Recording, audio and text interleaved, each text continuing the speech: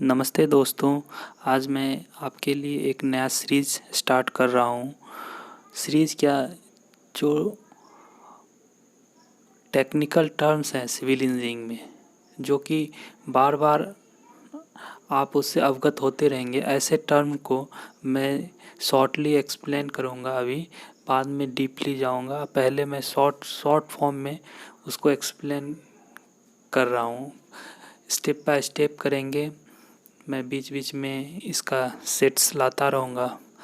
पर सेट में 5 से 6 वर्ड टर्म्स के बारे में हम डिस्कस करेंगे, काफ़ी कम समय। तो चलिए, आज का जो टर्म है टेंडर के लिए, टेंडर से रिलेटेड जो भी टर्म्स आ रहा है वो उसके बारे में डिस्कस करेंगे। चलिए, आज हम टेंडर के बारे में, आज का जो टेक्निकल टर्म जो हमारा होगा वो होगा हमारा टेंडर के बारे में। तो चलिए स्टार्ट करते हैं।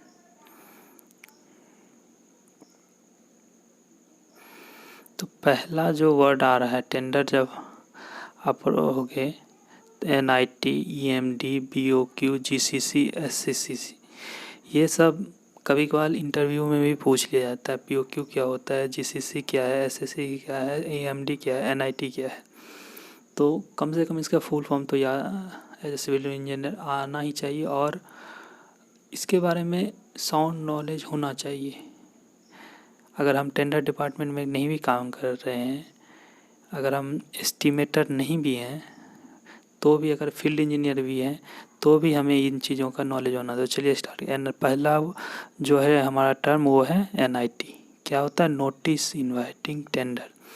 ये क्या होता है? आप जब न्यूज़पेपर पढ़ते होंगे, देखते होंगे, उसमें बहुत सारा NIT पब्लिश करता है, बहुत सारे गवर्नमेंट के डिपार्टमेंट। और ये टर्म्स जो मैं लाया हुआ हूँ, ये गवर्नमेंट डिपार्टमेंट के टेंडर के में जनरली यूज होता है।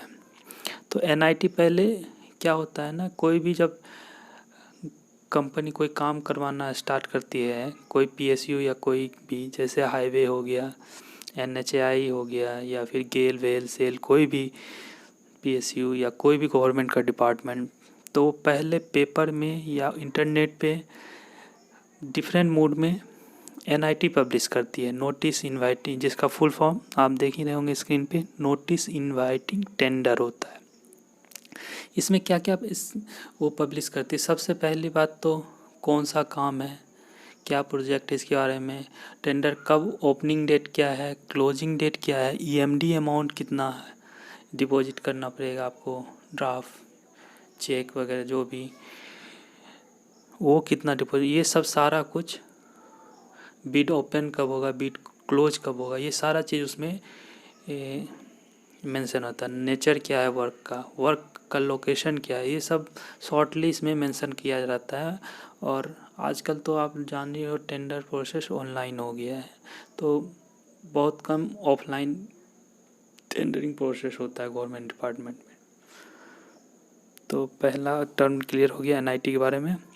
और NIT का मैं आपके लिए पूरा पूरा टेंडर को, जो किसी को अवार्ड हुआ पड़ा है, उसका मैं स्कैन करके लाऊंगा और PDF के फॉर्म में मैं एक वन बाय कभी मौका मिलेगा तो दिखा दूंगा। फिर दूसरी जो टर्म आती है हमारे पास, EMD। पूछ लिया जाता है आखिर EMD क्या होता है, तो वही एक मनी डिपॉजिट किया जाता है आपसे, अगर आप कॉन्ट्रैक्टर हो। और इसका फुल फॉर्म EMD का क्या होता है? Earnest money deposit. मतलब काम करने से आप टेंडर के लिए जो फॉर्म भरोगे, मतलब टेंडर के लिए जो आप प्रोसेस अप्लाई करोगे, तो उसमें से एक EMD होगा आपको। वो आपको 1%, 2%, 5%, कुछ भी हो सकता है, वो टोटल कॉस्ट ऑफ प्रोजेक्ट का, जो कि आपको रिस्पेक्टिवली कंपनी के पास आपको रखना पड़ेगा। उसके बाद दूसरा टर्म जो आता है BOQ, जिसको आप जान ही रहे होंगे, BOQ बिल ऑफ क्वांटिटी।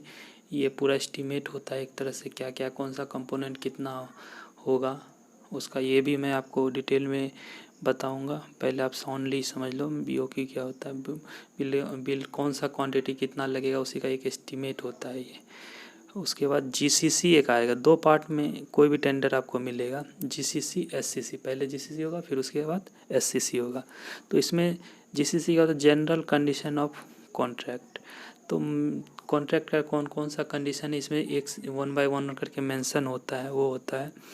फिर होता है special condition of contract, SCC। फिर सेकेंड पार्ट होता है special contract condition of contract. इसमें भी ढेर सारा कंडीशन होता है, ये सब मैं आप जब लाऊंगा तो आपको 1 बाय 1 दिखाऊंगा। फिर होता है कार पॉलिसी, एक टर्म आता है इसमें कार पॉलिसी। क्या होता है ये? Contractor all risk policy. कभी कभी ये आपको इंटरव्यू में भी पूछ लिया जाता है, ये कार क्या है? तो कॉन्ट्रैक्टर ऑल रिस्क पॉलिसी होता है। मान लीजिए आप कॉन्ट्रैक्टर हैं और कुछ कंस्ट्रक्शन करने का आपने टेंडर लिया है और वो काम कर रहे हैं, खुदा न खास्ते कुछ ऐसा हो गया जिसके कारण आपका कोलैप्स हो गया स्ट्रक्चर या फिर कुछ अर्थक्वेक या कोई भी, तो वो सारा रिस्क क्या करता है ना, जो गवर्नमेंट बॉडी होती है वो कॉन्ट्रैक्टर पे थोप देता है।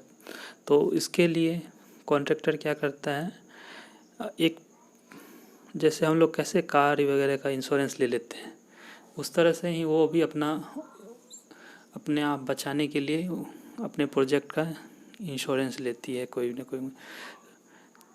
तो आज के लिए बस इतना ही। नेक्स्ट जो सेट आएगा तो उसमें जो और भी बचे हुए टर्म हैं उसके बारे में हम देखेंगे। धन्यवाद।